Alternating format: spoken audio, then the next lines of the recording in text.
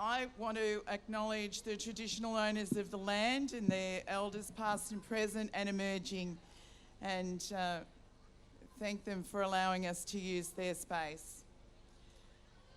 But I also want to welcome everybody who's here, because this is an amazing turnout, a huge number of people here. But it's a very important event, as I'm sure you understand, this Walk to Change the Story. For those of you who don't know me, I am Sue Medson. I'm the Chief Executive Officer of Gippsland Lakes Community Health, who started the movement to have this walk.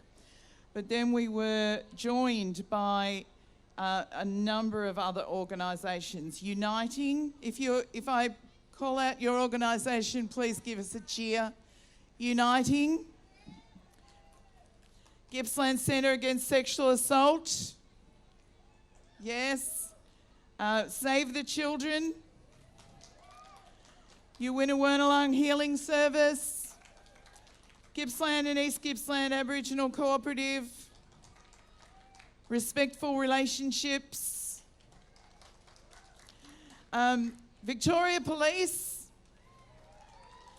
Bairnsdale Regional Health Service, and East Gippsland Shire Council. And together, they've all come together to organise the event with the goal to raise awareness within our community about the violence that is experienced by women and children in the community. So well known, it even has its own colour, which is? So thank you to those partners. Thank you very much. Together, we chose the 28th of November because this date sits within the 16 days of activism against gender-based violence. Those 16 days run from the 25th of November to December the 10th. 25th of November being the International Day for the Elimination of Violence Against Women, and the 10th of December being International Human Rights Day. So a great way to span the message that is that violence breaks hearts.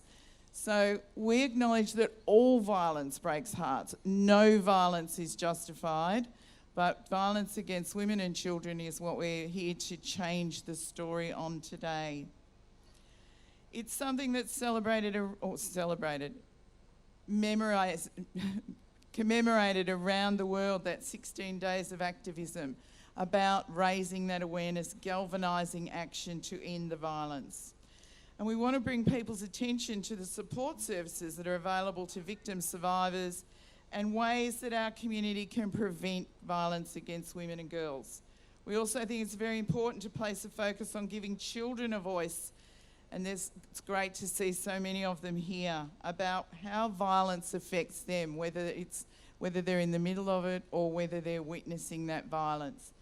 So over to my right, there, I'm sure you already know, there's stalls with some activities, with tattoos that are part of the tattoo competition that someone else will speak about, and also information about where to get support if you need support around violence against women. So Change the Story is a shared framework from the Primary Prevention of Violence Against Women and their Children in Australia. It was developed by Our Watch, which is the Victorian Health Promotion Foundation and Australia's National Research Organisation for Women's Safety. And they state that what our framework makes clear is that gender inequality is the core of the problem, but it's also the heart of the solution. If we can overcome gender inequality and go down the path of respectful relations, of understanding that everyone in this world has a place and that place should be respected, then we can tackle that violence. So an Australia free of violence against women and their children is an Australia where women are not only safe, but respected, valued and treated as equals in private and public life. The framework highlighted that on average, one woman is murdered every week by her current or former partner. So how many would that be in Australia? One person a week. How many is that? 50, 52.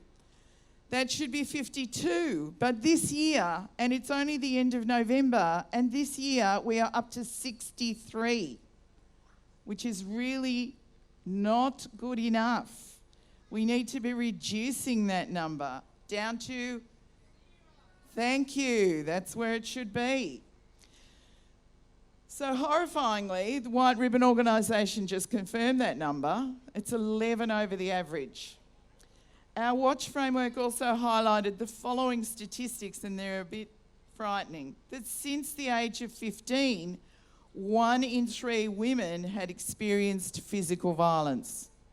1 in 4 women had experienced physical or sexual violence by their partner. And 1 in 5 women had experienced sexual violence overall. Indigenous women are how many times more likely? Not 3 times more likely, not 5 or 10 times more likely, but 35 times more likely to be hospitalised from family violence compared to non-Indigenous women. This is not a good statistic. In the report on the wellbeing of children and young people for East Gippsland, so that's us, 40% of reported family violence incidents in our area, children were present during the violence. That's terrible. And we know that that affects the growing brain of a child. When you're witnessing something like that, we all know we take a step and we take a breath and we stop what we're doing. For children, it also means their brain stops growing. Children need safety and security to develop in a healthy way. Our research also highlights that family violence is the main cause of homelessness for women, further impacting the safety and security of women and children. And it's all preventable. So unlike many of the diseases that take lives, violence against women and children is preventable. And that's what we need to do. We need to raise awareness so everybody stands and is prevented. Who, like me in the audience, is a woman or a girl? That's a lot of us. That's our superpower. We have a superpower. Boys, you're not left out. You know what your superpower has to be from today forward? Your superpower has to be that when someone says something that is a joke against women or threatens a woman, your superpower is that you are able to stand against them and say, that's not good enough. What's your superpower? That's not good enough. Girls, you keep on keeping on. So, I already did that bit, sorry. I'm reading because the words that my team have devised are so important, so I don't want to muck it up. United Nations highlights that violence against women is a violation of human rights, and that's why we banned the 16 days of activism with International Day to End Violence Against Women and Children with the International Human Rights Day. And their theme is orange. Hear Me Too follows on from the Me Too campaign. Who's heard of the Me Too campaign? Yep, it was very, very strong, and it started with inappropriate sexual activity against people who had power over others. So Hear Me Too is what the hashtag is these days. East Gippsland sits at number 13 out of 79 local government areas.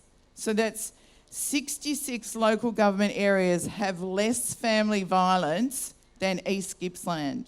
We're right up there, and that's not where we want to be. We want to bring that right down. Perhaps number 79 would be our goal. It highlights to me that we as a community need to bring it out in the open, and I think that's what we have done with this walk. Not just with the people who are walking today, But as you walked, did you notice a lot of the shops have turned their windows orange for today? A lot of the shopkeepers have been wearing this orange t-shirt.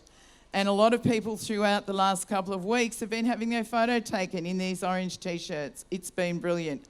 They are acknowledging that this is a problem that they want to see changed as well. So the things that drive family violence against women are that condoning it, that it's okay to give a little slap. It's not. That it's okay if you're really frustrated and you hit out at someone. It's not. The men's control of decision making and the limit to women's independence. Sometimes if you've got children who are dependent on you, it's very hard to assert your independence as well, and men tend to control that. The stereotype constructs of masculinity and femininity. The dolls for girls, the trucks for boys. My granddaughter is getting her Christmas present this weekend. She's getting a doll and a set of trucks. The disrespect towards women and male peer relations that emphasise aggression. So when you go into meetings, you have discussions, there's an aggression about it rather than a mutual exchange of ideas. Our watch recommends that both women and men need to challenge the condoning of violence against women and children. We need to promote women's independence and decision making. We need to challenge the stereotypes and roles, and we need to strengthen positive, equal and respectful relationships. The Make the Link campaign that has been developed by Gippsland Women's Health, which you will find bits of over there too, identifies that to end violence against women, we need to challenge the foundations of that violence and the social norms that devalue and discriminate against women. Sexist behaviour creates a culture when it's okay to joke about and belittle women. And a third of Victorians have witnessed sexism towards women. It's time we stand up and say it's not okay. And it's not okay in any situation. It's not okay in the confines of Parliament for someone in power to say, oh yeah, it was really good that we got a lot of volunteers of men to work with Pamela Anderson against violence, because that would be great. No, not good enough. So violence against women and children is absolutely abhorrent, and we act together as a community to end all forms of violence and abuse in our community. We stand up, we speak out, and we act to end all forms of violence against women and children. Thank you.